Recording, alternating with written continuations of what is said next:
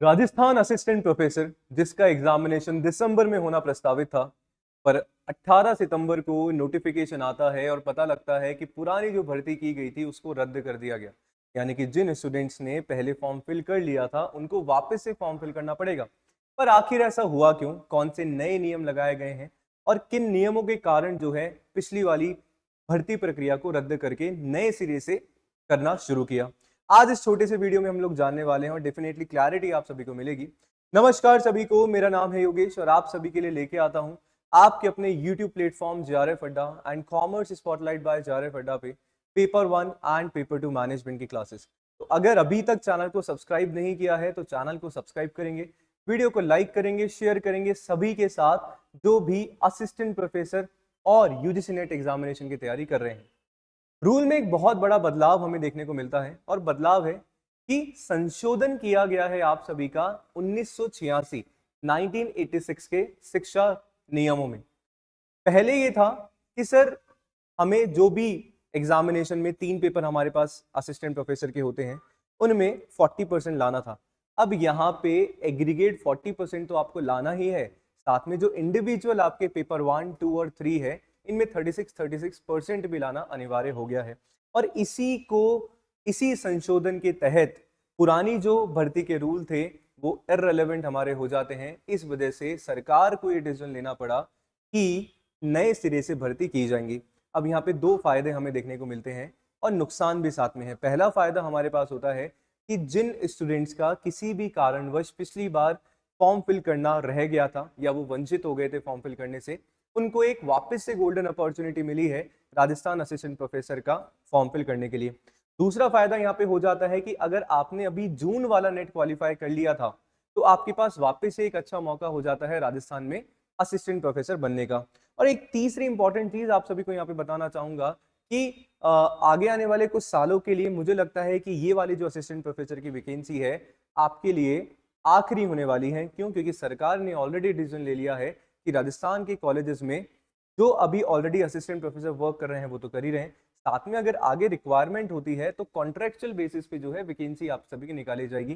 तो permanent basis की अगर हम लोग बात करें तो ये शायद जो है कुछ सालों के लिए आखिरी वैकेंसी हमारे लिए हो सकती है। तो अगर आप लोग तैयारी कर रहे हैं तो आप सभी के लिए एक इंपॉर्टेंट चीज हो जाता है, एक इंपॉर्टेंट चीजें आप सभी को ध्यान में रखनी है सो दैट प्रिपरेशन आप अच्छी तरीके से करें। रूल में आप सभी को समझा देता हूं कि क्या हमारे रूल हैं, देखते हैं, समझते हैं। सभी को पता है कि आरपीएससी में अगर आप सभी को अप्लाई करना है तो आप सभी का पीजी होना चाहिए, पोस्ट ग्रेजुएशन, प्लस जिस सब्जेक्ट में अपना आपने पोस्ट ग्रेजुएशन किया है उसी से आप सभी को अपना नेट क्वालिफाई करना है। और अगर आपने किया हुआ है तो आप आरपीएससी की इस पर्टिकुलर वैकेंसी में फॉर्म फिल कर सकते हैं।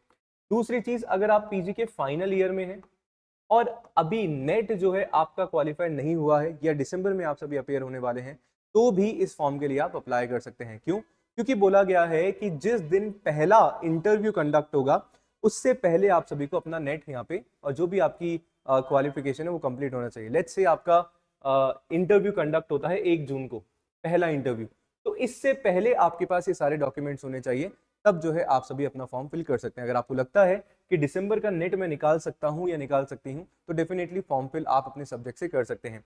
अब हुआ क्या चेंज है उसके बारे में हम लोग जान लेते हैं। जैसा कि हमें पता है कि 3 पेपर हमारे पास यहाँ पे होते हैं, पेपर 1, पेपर 2 और पेपर 3।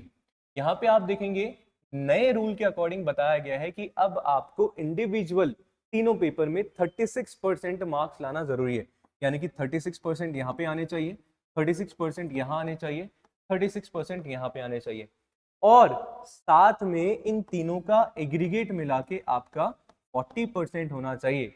तो यानी कि individual subject paper wise cut off भी आपको क्लियर करना है। Cut off in the sense minimum qualifying marks आपका 36% प्लस तीनों का मिला के 40% आपका एग्रीगेट भी होना चाहिए।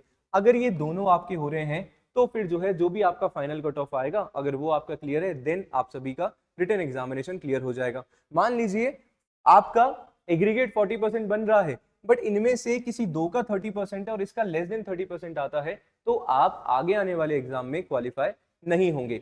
या इनमें 30% आपका मान लीजिए हो रहा है इंडिविजुअल पर एग्रीगेट तब भी 40% अगर नहीं हो पाता है तो भी आप डिस्क्वालीफाई हो जाएंगे। तो यानी कि दोनों ही नियम आप सभी के यहाँ पे लगते हैं और दोनों में ही आपको यहाँ पे क्वालिफाई होना जरूरी है, तब जो है फिर आप कंपैरिजन करेंगे अपने फाइनल कट ऑफ से।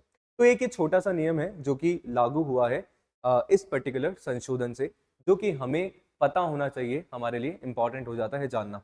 अब बहुत सारे स्टूडेंट्स बोल रहे हैं कि सर ये जो चीज़ है ना, असिस्टेंट प्रोफेसर एग्जामिनेशन को एक बहुत टिपिकल बनाती है, बट मुझे थोड़ा सा ये सही लगता है कि शायद ये जो संशोधन किया गया है वो ज़्यादा जो है क्लैरिटी देता है हमारे एग्जामिनेशन में। क्यों? क्योंकि कुछ सब्जेक्ट्स में ऐसा हो रहा था कि एग्रीगेट 40% मार्क्स लेके आने पे सिलेक्शन हो जा रहा था। मान लीजिए अगर जीके में, राजस्थान जीके में हमारे फर्स्ट सेकंड पेपर में अगर 36% से भी कम मार्क्स आ रहे हैं और एग्रीगेट आपका 40% बन रहा है, तो भी उस पर्टिकुलर पर्सन का सिलेक्शन यहाँ पे हो जा रहा था। तो ट्रांसपेरेंसी लाने के लिए ये चीजें करी गई है। अब इसके क्या प्रोज है, क्या कौन से कॉन्सिक्वेंसेज होने वाले हैं, कमेंट में आप सभी जरूर लिखिएगा और बताइएगा कि ये रूल सही है या नहीं। मेरे अकॉर्डिंग मेरे को ठीक लगता है, आपकी क्या राय है आपको डेफिनेटली बताना है। एक चीज आई होप क्लैरिटी आप सभी को मिल गई होगी। दूसरी चीज फाइनल ईयर में है और नेट एग्जामिनेशन नहीं दिया है या दिसंबर में देने वाले हैं, तो भी आप फॉर्म फिल कर सकते हैं, क्योंकि एग्जामिनेशन दिसंबर में ही आप सभी का यहाँ पे होगा। इसके अलावा अगर यूजीसी नेट एग्जाम की तैयारी आप सभी कर रहे हैं तो आप जेआरएफ अड्डा के सारे कोर्सेज में एनरोल करा सकते हैं, चाहे पेपर 1 चाहे पेपर 2। और साथ में बहुत जल्दी आप सभी के लिए कॉमर्स एंड मैनेजमेंट की क्लासेस जो हैं इस पर्टिकुलर चैनल पे स्टार्ट होने वाली है। मिलते हैं अनदर वीडियो में। शुक्रिया।